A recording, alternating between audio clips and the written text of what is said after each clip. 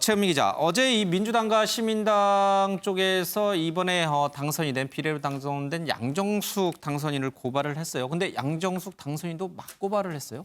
네, 그렇습니다. 이제 이 당에서 이 예. 양정숙 당선인을 고발한 이유는 이 부동산 실명제 위반 관련이거든요. 그래서 이 부분 때문에 이 당의 업무를 방해했다. 그리고 부동산 실권리자 명의를 등기해야 한다는 법률을 위반했다라면서 이제 양정숙 당선인을 세 가지 혐의로 고발하면서 사실상 끝으로 몬 거죠. 예. 그런데 이제 이 양정숙 당선인이 맞불을 놓은 건데요. 당은 물론이고 자신의 어떤 그 혐의에 대해서 이 보도한 언론사까지 고발을 했습니다. 예. 같이 한번 관련 내용 들어보시죠.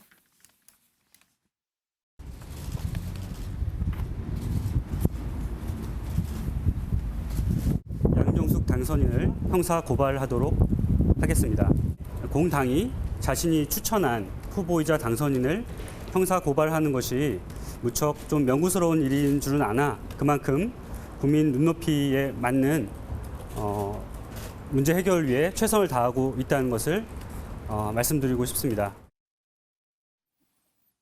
네, 일단 핵심은 이 양정숙 당선인이 부동산을 5채나 보유하고 있었고 예. 이 보유한 게 자신의 이름이 아니라 동생들의 명의로 예. 이제 아주 부정하게 소유를 했다라는 게 이제 문제의 핵심인데 지금 양 당선인은 실명법 위반이 없다라는 사실을 보도가 된 직후에 충분히 시민당에 소명을 했다. 예. 그럼에도 불구하고 시민당이 자신과 동생들의 개인정보가 녹음되어 있는 녹음 파일, 문건 같은 걸 유출을 해서 부동산 논란 보도가 가능하도록 만들었다라는 정황이 있다라면서 이 시민당에게는 개인정보 유출 혐의 그리고 언론사에 대해서도 같은 예. 혐의로 지금 이 두 가지를 형사 고발했다라고 지금 밝히고 있습니다.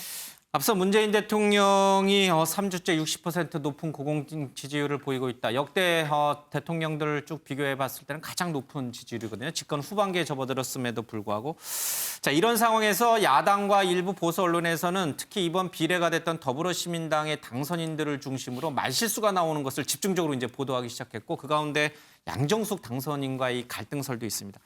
자, 이게 여당에게 독소로 작용을 하면서 저 높은 지지율이 이제는 떨어질 일만 남은 것인지 자, 여당 입장에서는 어떻게 이 양정숙 당선인을 비롯한 이른바 정제되지 않은 이 비례대표 의원들의 말을 어떻게 통제를 할 것인지 이게 정말 큰 숙제인 것 같아요. 더불어시민당과 더불어민주당의 합당을 놓고 당원들의 지금 투표 진행 중이잖아요. 어차피 그렇게 저는 가야 된다고 보고요. 예. 지금 총선 승리 이후에 집권 여당에게는 큰 악재가 사실 없는 셈이에요. 예. 그러다 보니까 이 양정숙 당선인의 문제 이런 것들이 상대적으로 더 커 보이죠. 예. 결론적으로 말씀드리자면 가랑비에 옷 젖을 수 있습니다. 이게 지금 당사자들이나 또는 당 지도부에서는 별 문제가 아니다라고 생각할지 모르지만 예.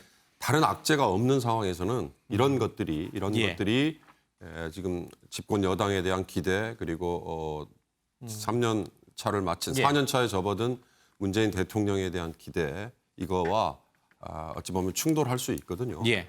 그런 점에서 제가 보기에는 양정숙 당선인 문제는 빨리 매듭을 짓는 게 결국 여권에게 예. 도움이 될 것이다. 서로 맞고보소전 이어지고 뭐 이런 갈수록 제가 보기엔 매를 버는 게 아닌가 싶습니다. 예. 자, 이 180석이라는 거대 여당을 운영해가는 것이 결코 쉽지는 않겠습니다만 당 소속 의원들의 여러 가지 논란들을 잘 통제하는 것도 굉장히 중요한 일입니다.